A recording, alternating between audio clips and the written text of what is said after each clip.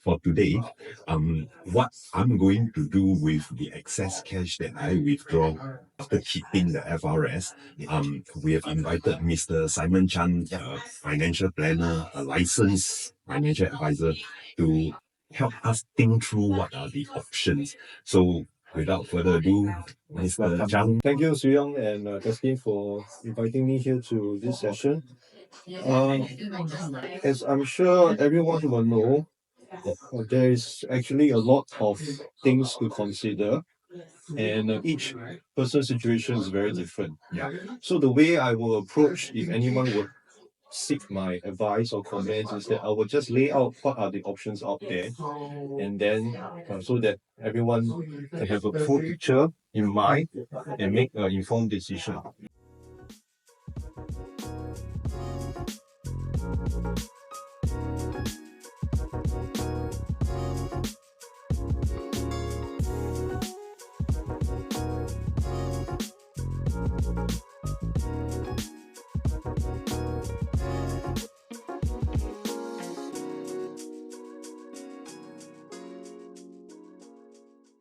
Other than, of course, topping up to ERS, the next would be for those who have access, they will be transferred to the ordinary account. Yeah. Yes. Right, this is automatically at age 55.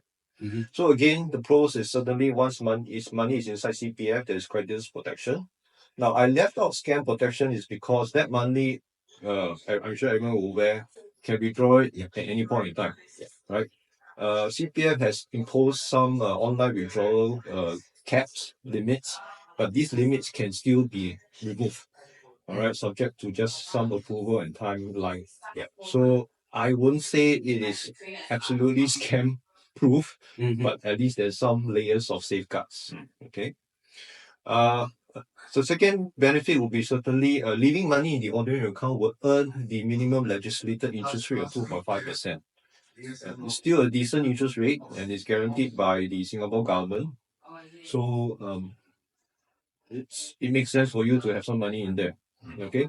But on top of that, all right, currently now CPF does pay an additional interest on the first 20,000 in the CPF account. Yeah. Okay. So I believe everyone should at least tap on this, because if you add on the additional interest, it can go as high as up to 4.5%. For the cons, inside the CPF ordinary account, the investment options will be restricted because it will be under the CPF investment scheme. Yeah. Many of those who have invested our CPF OA would have gone through the process and understand that there is really a limited number of options for anyone to invest using their ordinary account.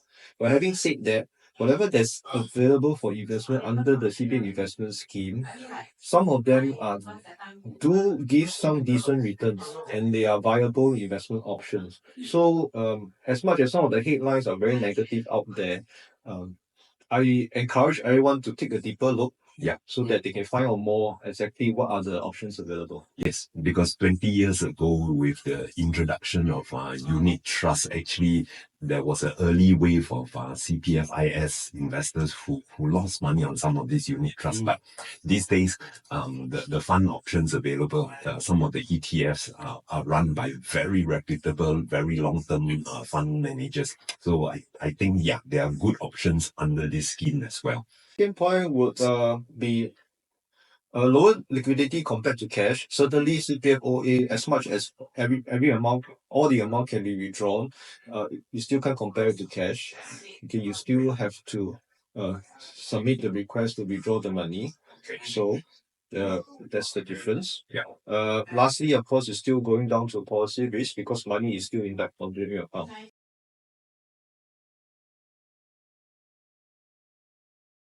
So we have explored the pros and cons about leaving the excess funds in the ordinary account.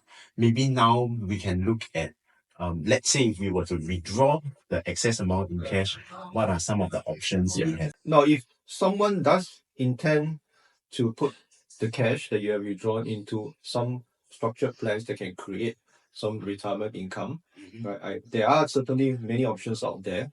In order to give our audience some more precise idea of what is possible, I have done some quotation. Okay, so the first one is, now there is retirement plans out there that provides lifetime payout option. Also based on this diagram, as you can see, if at age 55, someone will put in 213,000 as a lump sum, and then to keep it for 10 years, and where the payout starts. So this is what will happen. Okay, at age 65, the guaranteed surrender value will still be the 213,000, which is the amount that you have put in. And then there is also the projection that it can go up to 221,000. Okay. Now from age 65 onwards, if let's say you choose to have the payout to start, now there is an option for you to change it before the payout starts, whether it has to be from a lifetime, or you can even choose shorten it to pay out for 10 or 20 years. Now this benefit I think is good to have, because you never know at age 65 what is your circumstances. Sometimes you find that I don't need to stretch out my payment for life. Correct. And at age 65, my CPF Life would start paying me anyway. So I already have a basic cash flow coming from CPF. This amount that I withdraw when I'm age 55 is to help supplement the uncertainty of what happens to my financial situation when I hit 65. Yes. Certainly this can be positioned this way.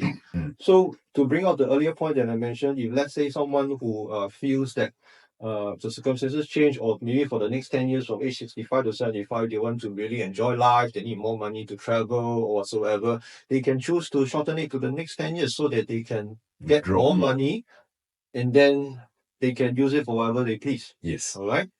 So to give you some numbers on, let's say for the scenario that someone collect the payout on a monthly basis, and then if let's say should death occurs at age 65, what are the numbers out there? Okay, so total guaranteed payout will be about 172,000. The projected can go all the way to 160,000. Now, as this retirement plan has a death benefit at the end, so there is still another 50,000 coming in.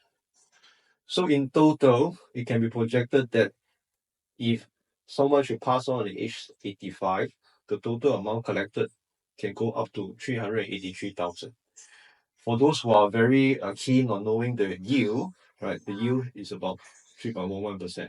I think it's decent enough, all right, not something fantastic. You have to understand that, for the trade-off of having the certainty that is the insurance plan will pay out this certain amount, and together with the death benefit, can't expect the yield to be very fantastic. But this yield, I think, is decent enough. Yes. So there is principal protection. There is some guarantee behind it, plus there's a bit of death benefit. And then every month, depending on when I choose the payout from 65 years old, every month I'll get an additional sum that is added on to what CPF Life pays me. Correct. So you can see this lower box, right? The guaranteed monthly income will be about $700, together with a non-guaranteed projected amount of about 600. So in total, someone can expect to get about another 1,300 on top of their CPF Life payout that starts from age 65. Which I would expect to be around 1,700 at that time. Based on the current projection, it's about 1,700. But again, now that you brought this up, I want to emphasize that this amount of 1,700 is really projected. It depends on the certain factors that has to conspire throughout the next 10 years in order to reach this figure. On top of whatever that I have explained, there's some other benefits I think is also worth considering. Now, firstly, there is certainly insurance coverage. So there is a death and terminal illness cover, which is at 105% of the premium paid. So let's say, for example, for the first 10 years where there's no payout, the amount that you put in, there is an additional 5% of coverage. So should the unfortunate happens, you get some money back. Especially terminal illness, because this is something that CPF Life does not cover. Okay. The second point, I believe, is the best benefit that someone should consider in terms of the retirement plan, because this plan does pay an additional lump sum together with an additional monthly payout upon disability. Which includes the higher probability illnesses such as dementia? It depends on the plan that's taken up because there's really a lot of plans out there. So I don't think it's suitable for me to go into that detail. But the point to get is that there is this element of additional payout upon disability or be it from illnesses or whatsoever. So this is one feature that you cannot get in CPF Life. Yeah. So and then when everyone is at the age of 55 onwards, that unfortunately, illness might come in all shapes and sizes. Yeah. So if you have something that can give you this additional payout, I think it's make a lot of sense to take a look. Okay. Lastly, the point that I want to touch on is that there is surrender value. For this plan, it can go all the way up to age 89. Right. Now, this is again another option which CPF Life does not provide because at any point in time, you can choose to stop the plan and get back money. All right. In terms of once you are top it up to ERS or once CPF Life starts, you have no option whatsoever. You have to wait for the money payouts to be paid out to you. So based on this few points, I believe in terms of the insurance retirement plan option, right, these are the features that everyone should look at. Okay, good. Then let's look at option 2. Okay. The other option would be an annuity plan where with a yearly payout and then capital guarantee. Now, for those who are not aware, annuity plan essentially means someone set aside a lump sum and then in exchange you get payouts, be it yearly or monthly basis, all right, for life. The earlier plan, as I mentioned, is more of a retirement plan because you can have the options to choose the duration of the payout. But for annuity plan, it's fixed that it will just pay for life until you pass on. Okay, so again with the same example, someone put aside 213,000 at age 55. All right, there is options for you to spread out the payment over 3 years. So for those who feel that they just want to spread it out, sure, the options is there. Okay, now the benefit of this particular annuity plan is that it starts the payout at year 3, which in this case is age 58. Yeah. All right. So for those who feel that liquidity is something that they are going for, this will make sense because payout will start from year 3. Right. So there is again a guaranteed element amount as well as a projected amount. So as you can see in the yellow box, it starts at about 3,000 guaranteed and can go all the way up to 7,000. Okay. I do need to emphasize that this is a yearly amount. Not The one that monthly. you see is a monthly amount. Yes. Okay, there is quite a difference, but you have to understand that it has other features that is meant to balance it off. Of course, this one would be great for my beneficiaries. Correct. Yeah. So this option will be very suitable for those who feel that they do want to leave the sum of money to their next of kin or beneficiaries or whatsoever. These options you cannot get it in CPF Life or in the retirement income plan. Okay. Yeah. So again, if you look at age 65, the guaranteed surrender value would have exceeded the amount that you put in. In fact, at year 3, which is age 58, your guaranteed surrender value is already equivalent to the amount that you put in. So from that point onwards, right, should you choose to unwind and stop the plan, you get back everything. Yeah. Right, this is one again a very strong feature which other plans might not have because the guaranteed surrender value starts at year 3. Okay. Yeah. Yeah. And you see that actually from the top right hand box, the total projected amount received because of the death benefit, the actual full lump sum, it is much higher than the Yes. others. Yes. Correct. Okay. So again, we financial advisors will want to emphasize on the pros and cons and the trade-off of each options because there's no one plan that's best for everyone. So for this particular example, the trade-off is perhaps the payout would be lower compared to other options, but in the end, when the counted in the death benefit because capital is guaranteed, the amount received is higher. Other than what I've explained, one of the strongest benefit of this plan is that it allows you to have the option to change the life insured so that you can continue to receive the payouts. Let me give you an example. Someone at age 55 purchased a plan. Okay. Now, perhaps at age 70 or 75, they might not be feeling that healthy, but they want the payout to continue, because if, let's say, should the insured person pass on, the payouts will stop and then the death benefit will be paid out. So in order to really maximize the total number of payouts that someone will have, right, the policyholder can choose to change the insured person to maybe the spouse, or maybe change to the children. Yeah. Okay. Then in that sense, should the original policy owner pass on, the new insured person is still eligible to collect the yearly payout until the point in time where he or she pass on. And then that's where the last death benefit will be paid out.